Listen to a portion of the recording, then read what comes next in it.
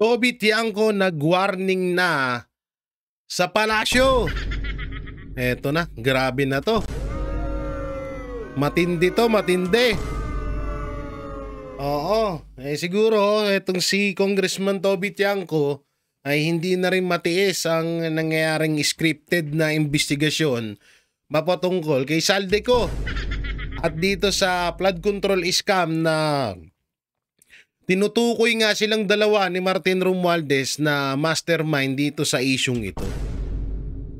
At dito may isa tayong video na ipapanood ko sa inyo na kung saan ay talagang lehitimong dawit si Marcos Jr.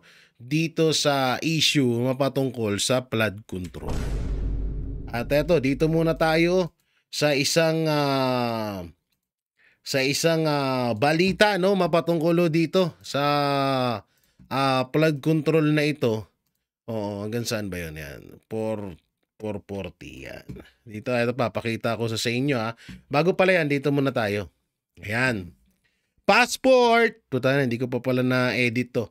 Passport ni Saldico. Passport ni Saldico, pwede lang kansilahin kung iuutos ng korte. Ba tayo iutos pa ng korte? Iutos nyo na yan. Pwede naman pala i-cancel yan. Ba tayo pa asikasuhin ng korte? Nahihiwagaan na rin kami sa korte ha. Anong meron sa inyo? Ba't patagal-tagal kayo? At dito pa, eto no, Marcos itinatanggi ang mga aligasyon na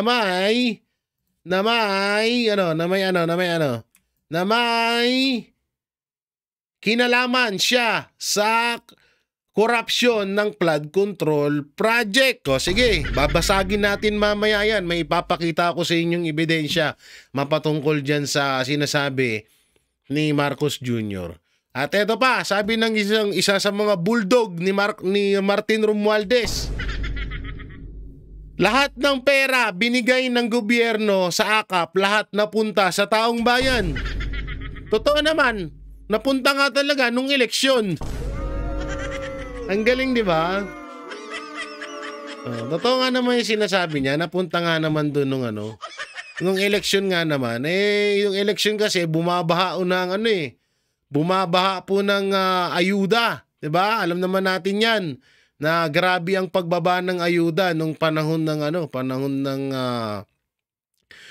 po ng eleksyon. Talagang masasabi mo na gravity o yung kanilang ginagawa noon dahil talagang kaliwat kanan po ang ayuda para sa mga tao para iboto silang lahat. At dito muna tayo, bago tayo mapunta doon sa pahayag ni Toby Tiangco, ay pakinggan ho natin itong pahayag ni Attorney Vic Rodriguez. Mapatungputang na hindi ko maayos-ayos lagi itong hype to. Panoorin ho natin itong pahayag niya mapatungkol ho dito sa flood control issue. Ito po. Monitor ninyo yung nagnanakaw ng pondo natin pare-pareho. Monitor ninyo nasaan si Saldico. Monitor ninyo saan nila tinatago yung mga nakaw na yaman. Yun. Monitor ninyo yung naging pahayag ni Sergeant Orly, kakamali na naman tayo, Master Sergeant Orly Gotesa, kung saan dinala, inimbak yung mali-maletang pera. Iyan talaga. Kalaban ng sambayan ng Pilipino, pag nanakaw yan I-monitor nyo yung nagnanakaw sa atin. Hindi yung nagiging instrumento na nagpapahayag ng saloobin ng mamamayang Pilipino. Di po ako kalaban, pero patuloy ako magsasalita laban sa tiwali, sa korupsyon, sa kurakot, at palamakang pagnanakaw sa ilalim ng kasalukuyang Marcos Jr. administration. Ulitin ko ang gobyerno ay iba sa administrasyon. Ang gobyerno ay permanente. Hindi pwedeng magbago. Tayo ay Republican and Democratic state. Malinaw yan sa ating saligang batas. But administration, they will come and go. So the loyalty should be sa ating saligang batas. So hindi nyo po pag-isipan yung mabuti, iba ho yung gobyerno sa administrasyon. Marami po ang nagpapahayag ng disgusto at kritisismo sa administrasyon. Don't look at them as enemy of the government. You have to separate these two entities. The government is far more permanent than the administration. The administration, any administration for this matter, will come and go. They have to come and go because the Constitution so provides. 6 years lamang ang termino. So they will come and go. No, para malinaw tayo. And again, Article 2, Section 1, pakisilip po ninyo. Diba? That the Philippines is a Republican and Democratic state. Sovereignty resides in the people and all government authority emanates from them. Kahit po kayo, hindi kayo ang gobyerno.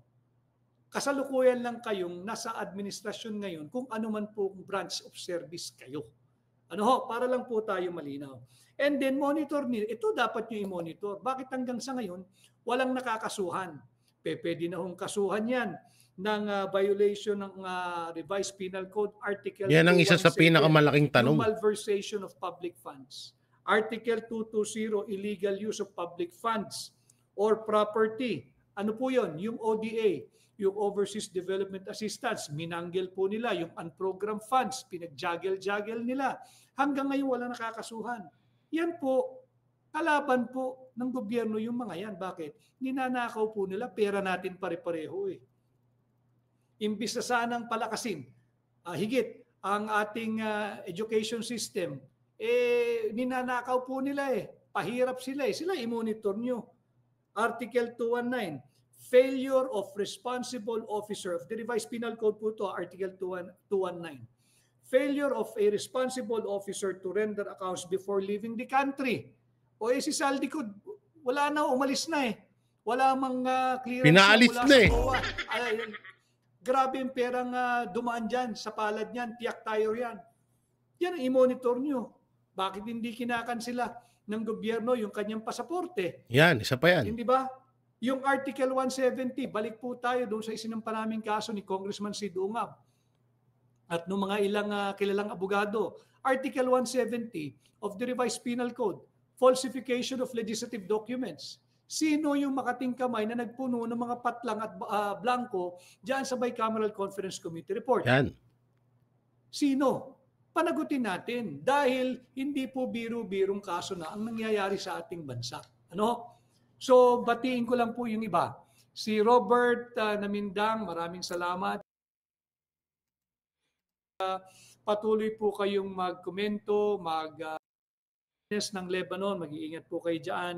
Kay Ibiang ng Scotland, Sandy, po tayong aasahan dyan, cover up po iyan. At hanggat hindi nagkakaroon ng tunay na investigasyon upang panagutin yung mga dapat managot, tuloy-tuloy lang po ang daluyong ng korupsyon sa ilalim ng kasalukuyang administrasyon. Uli, sa mga nanonood, gobyerno at administrasyon, magkaiba po yan. Ang gobyerno ay ang Republika ng Pilipinas. Nag-iisa lang po yan. Ang administrasyon, unfortunately, ngayon, Marcos Jr. administration. Pero may hangganan po yan. May hangganan po yan. Administration, they will come and go. They have no choice. Why? Because we have the Constitution. Sabi ng Constitution, 6 years lamang yan. So magkaiba po yan. Ha? Magkaiba yung gobyerno at magkaiba ang administrasyon ng Malacanang. Lagi nilang ginagamit yung transparency and accountability. Pero ang dikta nila dito sa ICI, closed door, behind a sealed doors, behind a very, very secretive process ninyo gawin kung ano man ang ginagawa ninyo. Hindi ko masabi kung investigation. Hindi ko rin matiyak kung ito ay fact-finding. Hindi po natin alam eh. Bakit? Nakakubli po sila sa dilim eh. Ayaw nila ipakita. Ayaw nilang maging participative yung proseso. Tingnan nyo yung ginawa. Akala ni BBM mabubudol niya yung mamamayang Pilipino. Naglagay ng website. O, di inulan ka ngayon. Yan, merong kang daluyong ng reklamo mula sa mamamayang Pilipino. But pagka binasa niya, tiyak, yung mga impormasyong pumasok sa kanyang website, lead na po iyan eh. Alam niyo, sa totoo, natawa din ako dun. Puta, gumawa pa siya ng website. Eh, puta na, inulan siya ng basher eh. Oo. Inulan siya ng basher eh. Tanginangin, sabi na, puta na, buwaba ka na. Mag-resign ka na. Yun yung mga nababasa nila dun eh. Tangina, sabi ko, yan tuloy, karma mo yung hype ka. Gusto mo mambudol, ikaw na budol. Bakit ayaw natin ng information? Hindi ba, uulitin ko, Article 13, Section 16, ang linaw po niyan. The right of the people and their organization to a reasonable and effective participation at all levels of social, political, and economic decision-making shall not be abridged. Yan na nga lamang po yung paparaan para po ay makasali at madinig ang ordinaryong Juan de la Cruz. Sinupil pa ninyo. Ano? So, wala. Ang nakaka-insulto yung ginagawa ng ICI, Independent Commission on Infrastructure. Nakaka-insulto, pinakamababang uri ng pagtrato ang binigay ninyo sa aming mga Pilipino. Sa aming kamulatan, sa aming kamalayan, sa aming kaalaman, sa aming karunungan. Binubudol ninyo kami. Tama. Binubudol ninyo kami. Dahil talaga naman, pinagtatakpan ninyo ang laganap, talamak, lantaran at wala nang hiyahiyang kurakot at korupsyong naganap at patuloy na nagaganap. Kaya nga po ang ating pamagat, daluyong ng korupsyon sa ilalim ng Marcos Jr. administration. Alam nyo, kapag si Attorney Vic talaga yung pinapanood natin, ang dami natin natututunan. Katulad niyan, ngayon ko lang din napagtanto na mali yung sinasabi ko na balasubas at puro na nakawan sa ating gobyerno. Oh, so magkaiba pala ang gobyerno sa administrasyon. Tama siya at ngayon ko lang din yan na pasensya na. Pero yun nga, tama naman yung lahat na sinasabi dito ni Attorney Vic na nagtayo si Marcos Jr. ng independent investigator na katulad nitong ICI. Tapos isisikreto din sa taong bayan. Di wala din. Di ba? Malay ba namin kung may strategy, kung may script bang na ibinibigay sa inyo diyan. Di ba? Hindi namin alam eh. Ano namin malalaman kasi tawag dito. Hindi nakikita ng taong bayan kung ano yung ginagawa niyo diyan. Di ba? Baka mamaya pupunta lang diyan kunwari. Diba? Tapos geto ganyan. Tapos ngayon, sasabihin nyo sa amin, wala pa kayo nakikitang mapapanagot dyan sa flood control. Eh di, buwagin na yung ICC na yan. ICC tuloy, ICI na yan. Puta na, lagi kasing may C eh. Buisit na yan eh. O, samantalang dito tayo sa balita naman sa mga dito sa mga diskaya. Bago tayo doon kay sa warning ni Toby Tiangco. Bakit nga ba umatras ang mag-asawang Curly at Sara Diskaya sa pakikipagtulungan sa Independent Commission for Infrastructure? Para sagutin yan, kausapin natin ang abogado nila na si Attorney Cornelio Samaniego III. Magandang tanghali at welcome po sa Balitang Hali, Attorney Samaniego. Magandang tanghali po, Ma'am Susan. Sabi po ng Office of the Ombudsman, misguided ang desisyon ng inyong kliyente na huwag na makipagtulungan sa ICI. Ano ba yung nagtulak sa kanila para umurong? Unang-una po, nire-respeto natin yung komento ng ombudsman, kung yan po yung paniniwala nila. Actually, ang nagtulak po sa kliyente namin para hindi na makikipag-cooperate sa ICI ay dahil po sa isang interview ng membro ng ICI na isang commissioner at dahil din po sa interview ng OIC or acting SOJ ng DOJ po. Ano po ba yung naging takbo ng interview na naging dahilan ng desisyon ng mag-asawa na huwag na makipagtulungan? Ang spouses Diskaya po ay willing na makipagtulungan. Subalit sa napanood at narinig ni Ma'am Sara Diskaya about sa isang commissioner na sila daw ay hindi sila ang pinaka-least guilty na witness ay hindi po katanggap-tanggap po sa kliyente namin yon. Mhm. Ganun din po yung press con ng ating puting OIC ng Secretary of Justice, no, na with or without daw yung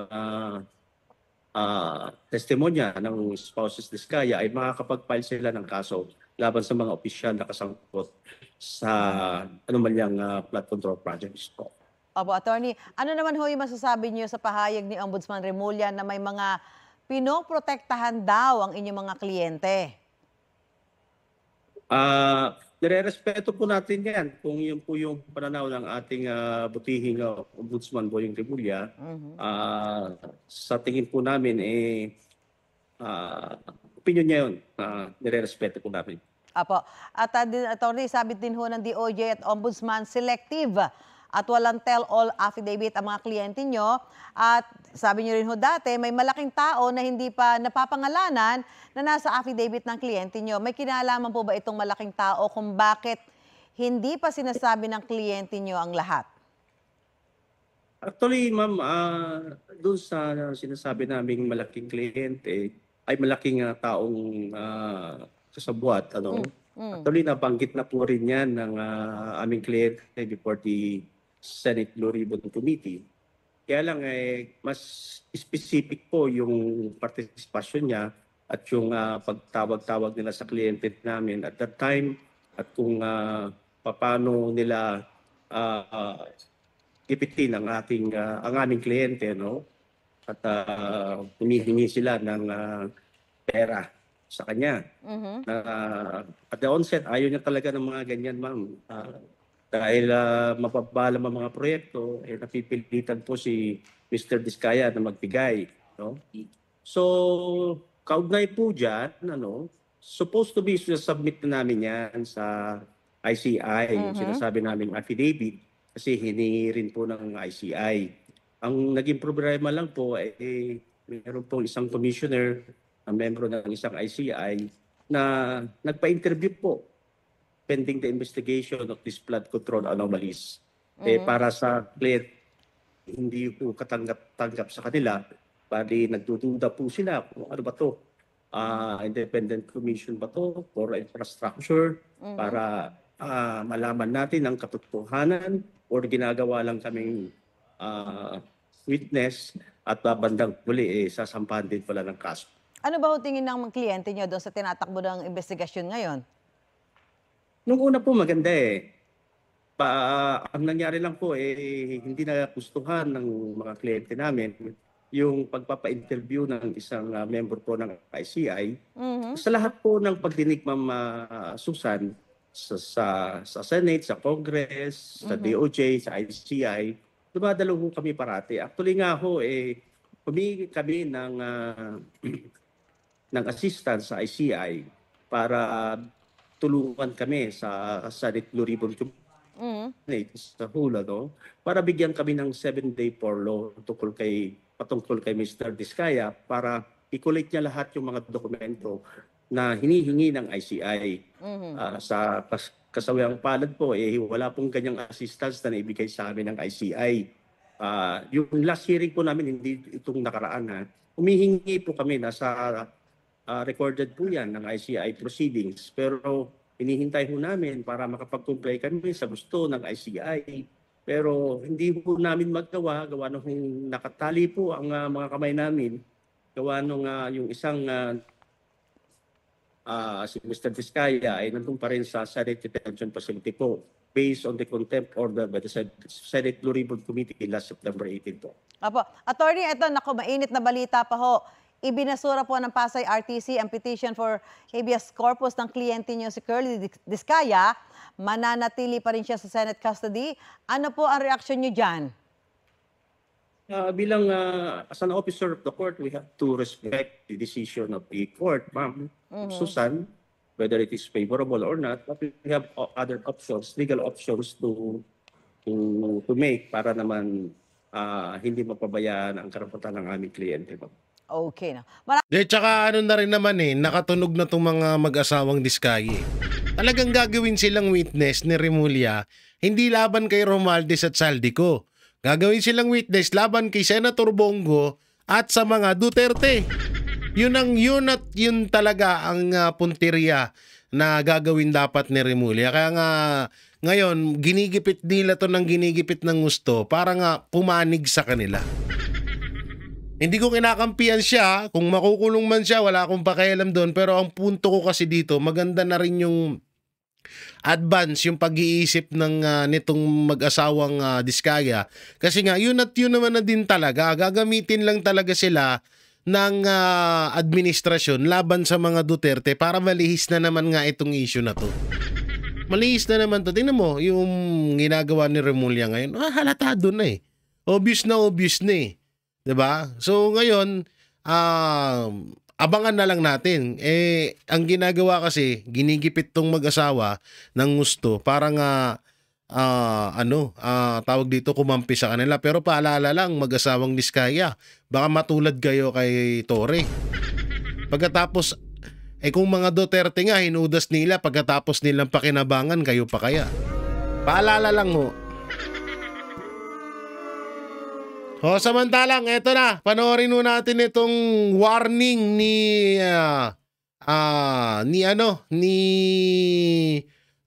Congressman Toby Chanco. Huwag natin subukan ang pasensya ng mga Pilipino. Panoorin natin.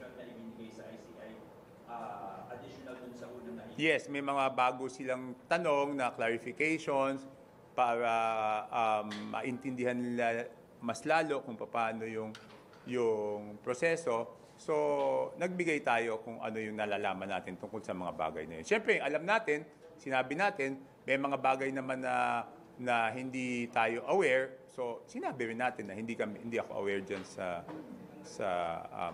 sistema. Sir, is it about budget insertions? And not really about budget insertions. It's about everything. It's about how it is budgeted, what are the possible ways of corruption, yung mga ganun. Di ba ganun naman yun eh. So yung statement, statement doon tawag, testimony sa Senate, sir, basically illustrates yung parang chain of corruption. Yes. Was that the same thing that the ICI was interested now? And when was that the same subject that the ICI was interested in there? In chain of corruption, from who's going to, who's talking to whom, who's giving whom, who, what, diba? Siyempre party naman yun. Party lahat yun. What do you think, pagka ganun, sir, ano ba karamdam nyo na is the ICI zeroing in on maybe particular individuals who may have taken a part in the corruption? No, it's really the process. Siyempre, they will not disclose to me naman those things. So it's mostly yung proseso para maintindihan nila kung paano yung mga posibleng gaps, saan posible nagkaroon ng corruption, paano mapagdudugtong-dugtong. Ang importante kasi dito is paano mo mapagdudugtong-dugtong lahat di ba? And you have that info, diba, sa testimony? Yes. So nag-elaborate ka, sir, about it? Yes, and additional information. Individuals? Hindi. It's not really about individuals. It's about the process kung paano, kumbaga sa yung tinatawag ng modus operandi, di ba? Ayun. Hindi naman sinabi ko na naman sa Senate, di ba? I mean, why will you, yung lagi ko sinasabi, why will you insert projects doon sa distrito na wala ka naman kinalaman, di ba? What is your kung wala kang political benefit doon, what is the benefit to you? Di ba? Sir, pinapabalik pa po ba kayo dito sa ICI? Wala pa naman sinabi. Pero yung nature na pagtawag sa inyo, biglaan lang talaga, sir? Hindi. Sinabi sa akin yan. I think, ano ba ngayon? Biyernes, siguro. I think Monday or Tuesday. Sinabi sa akin. So yung ICI is under scrutiny. Number one, yung credibility kasi hindi nakikita ng tao yung investigation. But since you're a resource person, how do you probably characterize the way that the ICI has been conducting its hearings? Do you think this is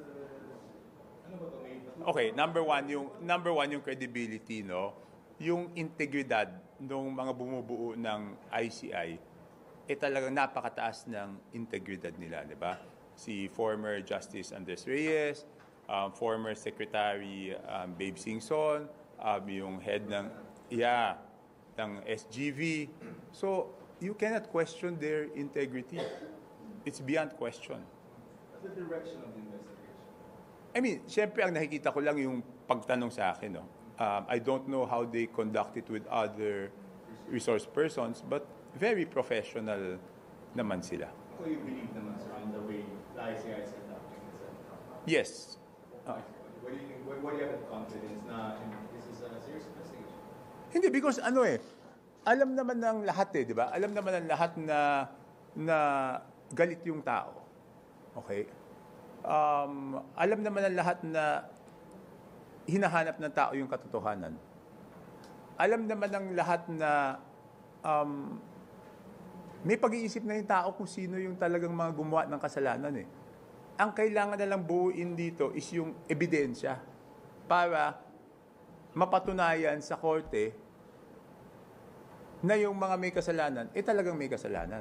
Tama. Diba? Sa tingin ko, my impression is, yun ang binubuo nila. I mean, impression My impression is, binubuo nila yung ebidensya para matibay siya pag final sa korte. So in terms of accountability, how high should this be? Wala. Kung saan pupunta, doon dapat pumunta. Hindi pa pwedeng, hindi pa pwedeng may iwasan dito. Kung saan sila dalhin ng ebidensya, dapat, yun ang papailan ng kaso. Sir, at the risk of being repetitive, si Representative Ko, hindi ko alam kung nagpa-condemn petition na sila, pero ang call niyo was to cancel the passport. Yes, no? Okay. This I will be very clear, no? And I hope those in charge in government, especially the DFA, hears this loud and clear. Okay? Ang sentimento ng taong bayan, hindi nila tatanggapin na hindi mapabalik si Saldico dito. Totoo Dapat yan. naiintindihan yan noong mga may kapangyarihan na pabalikin siya. Kasi pag dumating sa punto, huwag naman sana nasabihin na kailangan na siyang pabalikin at hindi siya mapabalik. Huwag natin subukan yung pasensya ng tao. Sa tingin ko, doon na talagang magagalit ang taong bayan. At ngayon, nag-uumpisa na yan. Alam nyo, totoo yung sinasabi ni Congressman Tiangco. Wag nyo talaga. Alam nyo, hanggang ngayon, nagtitimpi pa rin ang mga Pilipino. Pero sa oras na talagang, eto na naman, may panibagong na naman sila na panglilihis. At puro sila investigasyon, puro sila salita na may papanagutin, pero yung katiting na pwede nilang gawin na tanggalan ng passport etong si Saldico para umuwi ng Pilipinas, para kunin na nila doon, hindi nila magawa-gawa. Tangina, yun talaga. Tama to siya sabi ni Congressman Tiangco. Baka doon na sila magduda sa sinseridad ng investigasyon. Kaya nga, sinasabi ko, doon sa DFA, may kapangyarihan naman silang kanselahin yung passport eh. Ngayon, ang hindi ko maintindihan, bakit tila DFA o yung ibang mga nasa gobyerno ang nagdedepensa pa kay Saldico kung bakit hindi pwede kanselahin yung passport. Di ba dapat kanselahin nyo, tapos pabayaan yung abogado niyang questionin sa korte yung pagkansela. Bakit parang tila baga, sila pa nag-aabogado? Mas magaling pa sila, no? Proseso naman eh. Function nila yun eh. Di ba, okay, doon sa Passport Act, di ba? Doon sa Passport Act, RA 11983 yata yun. Tingnan nyo nga, baka mali ako eh. 11983? 983, Passport Act ba yan?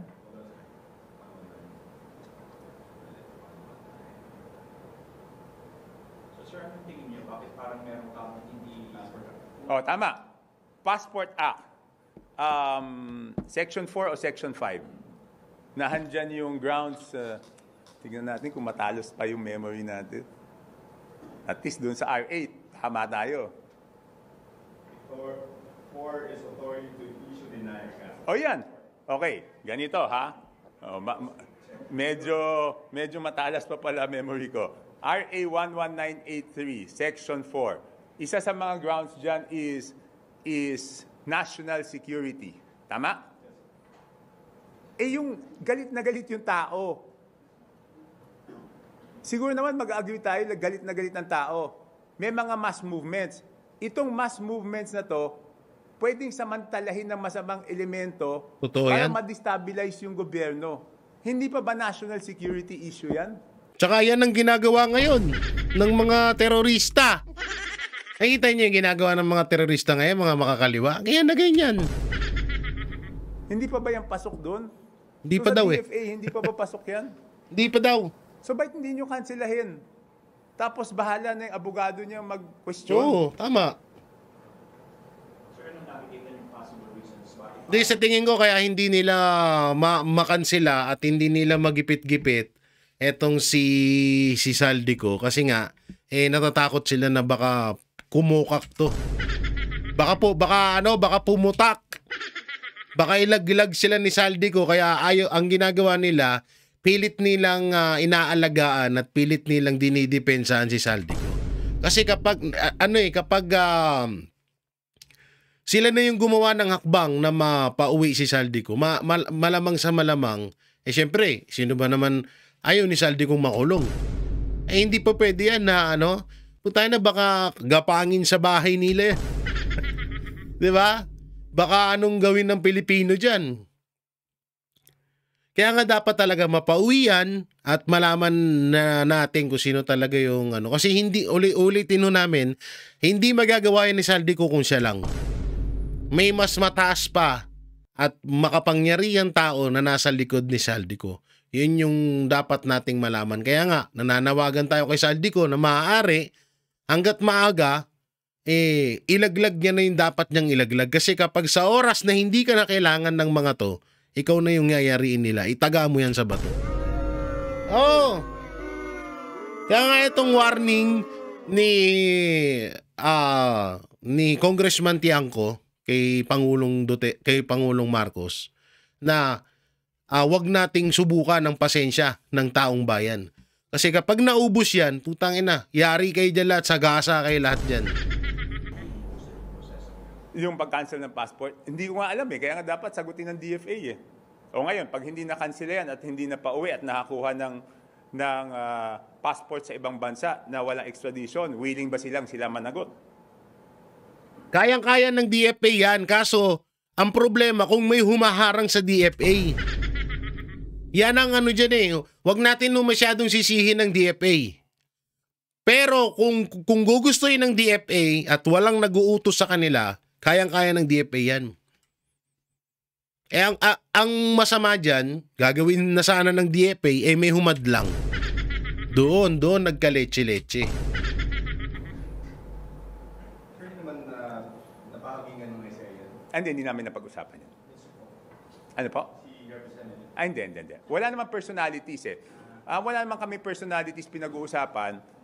To make it very clear, wala naman personalities na pinag-uusapan. Ang pinag-uusapan lagi is yung proseso. I think they just, my impression is, gusto nilang maintindihan yung proseso. Yung buong proseso, paano nagsisimula, paano yung mga posibleng, siyempre naman sila nag-iimbestiga, hindi naman nila i-disclose sa akin kung ano yung hinahanap na ebidensya, di ba? Hindi. Sir, balikan ko lang po yung integrity kasi as you said, the ICI's integrity. But I think parang there's a public uproar right now kaya gusto yung integridad ng ICI because the hearings are not live streamed, it's not open to the public. So what's your take on this, sir? Dapat ba gawing live na rin talaga yung mga pagdinig ng ICI? Hindi, alam nyo, ako naintindihan ko naman Naintindihan ko naman yung sentimiento ng tao na gusto nila maging live yung hearing, no? So yun, 100% naintindihan ko yun, no? But syempre, hindi naman ako pwedeng manghimasok doon sa desisyon ng ICI na yun. Pero kung tatanungin niyo ako whether naintindihan ko yung sentimiento na yun, naintindihan ko. But there's no need for a live streaming. Hindi, sabi ko nga, naintindihan ko yung sentimiento na yon ng tao na gusto nila live stream. Kaya lang bilang respeto, ipinapaubaya natin sa ICI na sila ang magdesisyon doon sa bagay na yun. No? Pero 100% naintindihan ko yung sentimiento ng taong bayan. Tsaka dapat ganoon naman din talaga. 'Di ba? Kaso nangyayari sila lang nakakaalam eh. Kaya tignan mo hanggang ngayon walang alam kung anong dun sa investigasyon na 'yan. Tapos masama no. Putang na biglang inilabas ng ICI. Oh, si Pulong Duterte lumabag sa batas. Si Pangulong Duterte lumabas sa batas nung panahon ng kanyang administrasyon. Paktay na. Yes, sir. Pwede pa pala yung memory ko, matalas pa ng konti. Yan yung mga Ito pa, may isa pa ditong interview kay Nabotas Representative Toby Tiangco. Sir, bakit first natawag? Hindi ko alam, hindi ko naman natanong. Wala sa agenda, sir, sa letter? Wala. Sir, balitaan mo kami pagbaba mo, sir. Ano na? Balitaan mo. May press briefing area, sir. Sige. Thank you. Sinabi na pumunta ako today. So, wala naman sinabi. May i-represent po kayo, sir. Wala naman sinabi sa akin Basta sinabi just be here. So, I'm just here. Baka this follows yung the speaker was here Let's see. I don't wanna preempt naman wala naman sinabi sa akin. Pero kailan niyo po natanggap yung invitation, sir? I think 2 days ago. I think. Okay. Sir, yung first briefing area mo dito, sir. Sige. Okay. Thank you. So yan So eto na yung sinasabi ko sa inyo kanina na eto kasi tanggi ng tanggi si Marcos. Asan yan? Yan. Ang sinasabi dito ni Marcos, eto sinasabi ko kanina babarahin natin. Sabi niya kasi Marcos itinatanggi ang mga aligasyon na may kinalaman siya sa korupsyon ng flood control project. Eto ngayon, ilalabas natin ang paano wala kang kinalaman, Marcos Jr. Panoorin mo tong video na to. Ito ang patunay na may kinalaman ka dito sa flood control na to. Kinakalimutan, ang pumipirma ng budget ng presidente, hindi ho nagiging Republic Act kung hindi pirmado ng presidente. At tinanong sila, anong opinion mo who is responsible for the realignment of the budget? Yan Si presidente at 24%. Ang percent ng ng mga pumirma ha. Ferdinand Marcos Jr. 24%. Tapos Congress of the House of Representatives, both President Ferdinand Marcos 49% to 11%. Ituloy natin yung video. Kongreso at 11%. Both the President and Congress 49%. Alam po ng Pilipino kung sino dapat singilin. Tama. Kaya Mr. President, at saka dun sa official barker, huwag na kayong linilihis pa. Puntuhin na natin ang tayo matapos dito at makabalik na tayo sa productive activity ng bawat Pilipino. Kasi hanggat hindi yun nasasagot, wala akong public trust. At bakit na kami magbabayad ng tax? Diba?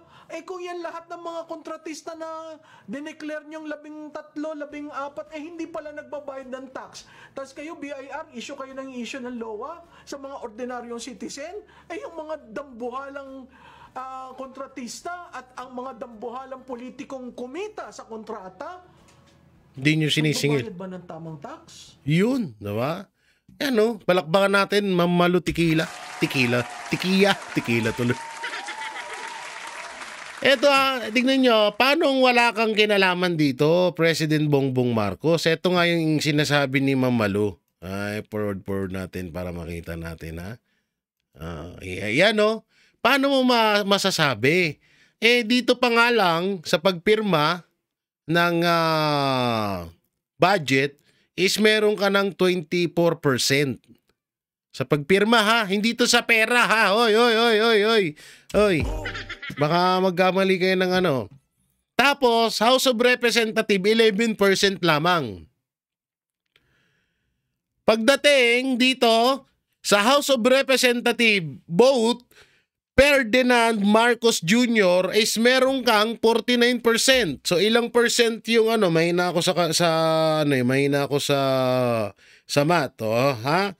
49 plus 24. So, meron kang 17% sa 100% na pirmado na mga pumirma dyan sa budget na yan.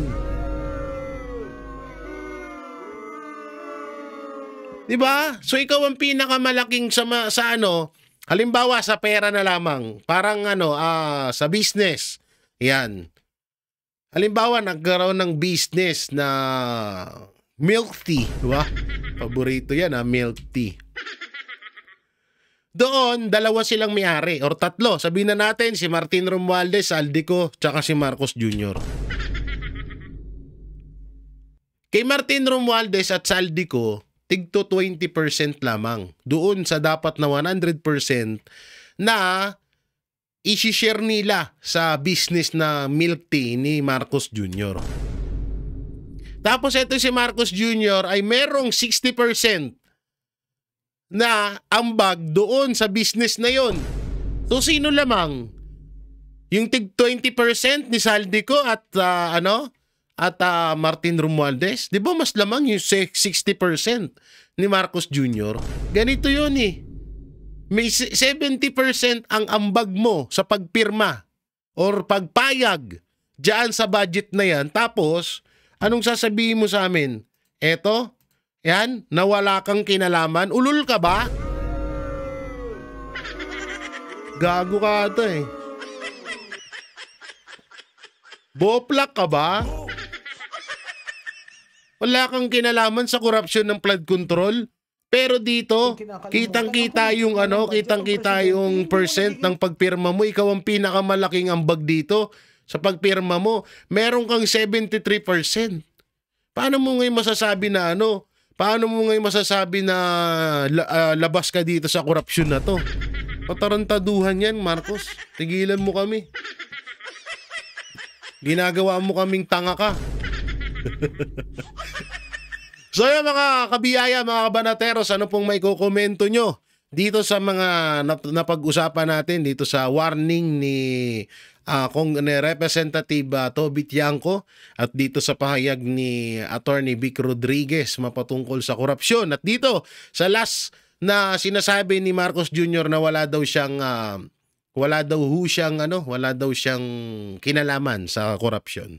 So i-comment nyo lang po dyan sa baba at ating babasahin yan. At syempre, pakisuportahan din po mga kasamahan ko na sila Banat Bay, Coach Oli, Boss Dada, Master Judea, Sir Jack, Paring RJ. May hindi ba ako nabanggit? Banat Bay, Coach Oli, Boss Dada, Master Judea, Sir Jack, Paring RJ, at ako. Ako ang hindi ko nabanggit. So yun, no? At syempre, paki-like and share ang aming mga video para mapanood pa po ng iba pa natin mga kababayan. So maraming salamat. Ingat po kayo palagi. God bless and peace. And bye-bye. Yan ang panatero. Walang inuurungan. Pag tama palakpakan, pag mali ay babanatan. Yan ang panateros. Boses ng ordinaryong Pilipino. Panateros ay walang maka